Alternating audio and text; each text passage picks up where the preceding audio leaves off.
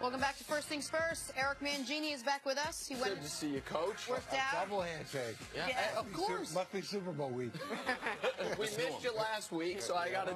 Guess what happens if you come back a third time?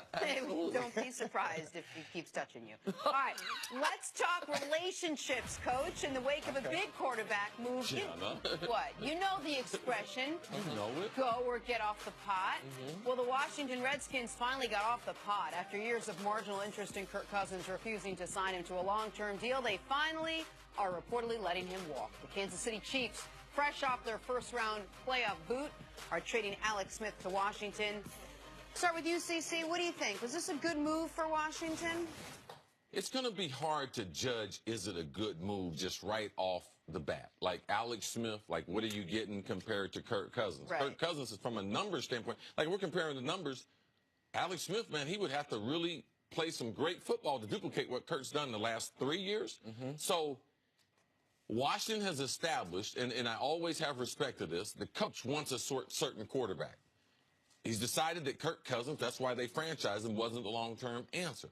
So Alex Smith is his guy. So I believe that Jay Gruden, what he sees in Alex Smith, that he can bring out even more football than Andy Reid could bring out in him. It's going to be hard for me to envision that when he's playing with personnel that's less dynamic than the running backs and wide receivers and tight end that were in Kansas City. But you mentioned, Coach, during the break, and said, like, the certainty. Like, I said to you before off camera, I was like, man, I don't understand what Washington did. And your exact words to me were, I totally get it. Why do you totally get it? Well, for both franchises, they go into free agency and they go into the draft and they know where they are. So with Washington, they weren't going to get a deal done with Kirk Cousins. And even if they did, the deal would have been substantially more money than what they have to pay for Alex Smith. So this gives them a guy that's very similar, and I would argue, you know, better to this point than Kirk Cousins has been.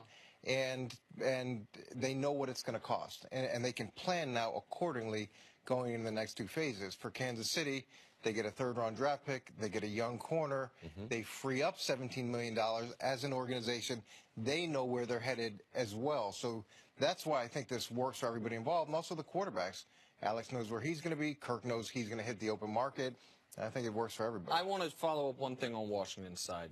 Washington, Kirk has the really good year 2 years ago, or 3 years ago, pardon me. They franchise him. He follows that up with 2 years ago having an outstanding year, a better year than the year before, nearly 5,000 yards passing, I think a 97 quarterback rating. When you franchise a guy, he answers by staying healthy and playing great.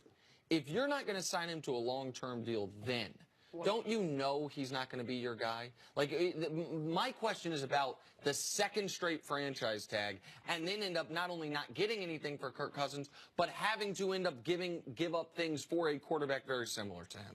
Well, sometimes it's a function of what is your alternative. And if you don't have a better alternative at the time, then you got to franchise them. And it's a little bit like getting engaged. You're not getting married. You're showing that there's commitment there, but you're not quite getting married. So they had a long. Well, I'm saying they had a 2-year engagement. At the end of the day, it didn't work out, and you know now they put a ring on. So Alex Smith, yeah. Not only they leave him at the altar, they brought a different woman to the altar and everything. Completely. Yeah, I like Coach Mangini. I'm married to Pat Mahomes. No, totally. Listen. Hashtag put a ring on it. Put a ring on it. Coach, what was it about Kirk Cousins besides the money that they just didn't like? He performed well for him. He did it well he did everything they asked him to do, basically, and he stayed pretty injury-free. Well, we don't know if he did everything they asked him to do. We don't know what's going on behind the scenes. We don't know what type of relationship he has with the head coach. We'll just say he played well enough from what we saw. Yeah, and again, it's from what we saw, but putting it into the context of what the game plan was, what the expectations were, what his leadership was in the locker room, and I don't know him. I've heard good things about him. But from a head coaching perspective, you got to look at it and say, okay, is this the guy that I want to lead the franchise? Is this the force multiplier that I want at the quarterback position? Is this the person that I think can take us not only to the Super Bowl in the next year, but give us a chance each year to compete at a high level? And if you don't have a conviction, then it is really time to move on. We're in a weird place in the NFL where there's only 5 teams I can find that I know need a quarterback, because so many teams have drafted quarterbacks in the last few years, and the older quarterbacks aren't retiring. You know, Brady's still playing, Bree's still playing. So Denver, Arizona, the Bills, the Jets, and the Browns are the 5 teams that we know go into this offseason needing a quarterback, because the Bills have made it clear they don't believe in Tyrod Taylor long term, and the other teams just don't have one. Is there one team in particular that you think is a good fit for Kirk Cousins of those 5? Look, again, it comes down to alternatives. You've got to look at where you're drafting, who you feel like you can get in the draft, whether or not you believe that that pick is going to be better long-term than Kirk Cousins. Because the thing is, he's not coming cheap.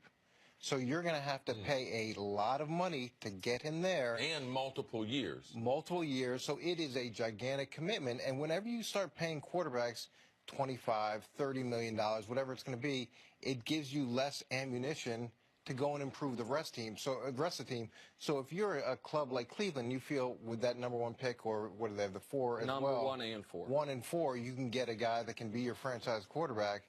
I think you'd want to go that way if you could. Yeah, and Nick, that's been one of your things. You've talked about how teams have how franchises have struggled once they make that big commitment to the quarterback. We saw that in Baltimore with Flacco. We saw that with Atlanta. It's hard to distribute the rest of the cash. We saw that with every team with Osweiler. Yeah, right. I mean, because they eat up so much of the cap, it's hard to put a championship team around what coach is saying. The Browns, to me, are the one potential exception, because they have so much cap space, and they have so many future draft picks. They have the 1, the 4, the 33, the 35, and either 61 or 62. That's just next year. So they're going to be able to have guys on cheap contracts. 30 seconds follow-up. Let me ask a different way.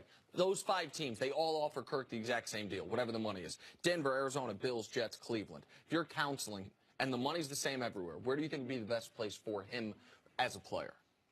Oh, my God. You give me a question that you want to answer in 30 seconds. Well, now you have 20. With 5 variables 15. and not understanding what the other factors are around it. To me, it again is going to be the fit of the offense with him going there, and also whether or not he feels there's a commitment to, to building the way that he sees. He's got tons of leverage here. It's too thoughtful. The answer is Arizona. Thank you, Coach. Okay.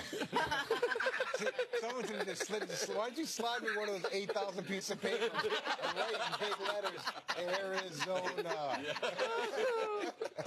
Coach, thank you so much for hanging out with us today. Thank you, Coach. Much appreciated. Hey, Cowboys tight end Jason Witten is going to join us in about